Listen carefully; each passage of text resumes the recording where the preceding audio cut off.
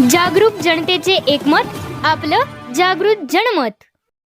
अर्जुनवाडात कृष्णेची 2 दिवसात 26 फुटावर पाणी पातळी, नदीकाठच्या गावांना सतर्कतेचा इशारा। पाणलोट क्षेत्रात संततधार पावसामुळे कृष्णा नदीच्या पाणी पातळीत झपाट्याने वाढ झाली आहे। शनिवार दिनांक 4 जुलै रोजी सायंकाळी 6 वाजल्यापासून सोमवार दिनांक 6 जुलै सायंकाळी 6 वाजेपर्यंत कृष्णा नदीच्या पाणी पातळीत 12 फुटांची वाढ झाली आहे, तर आज सायंकाळी कृष्णेची पाणी पातळी 26 फुटावर पोहोचली आहे।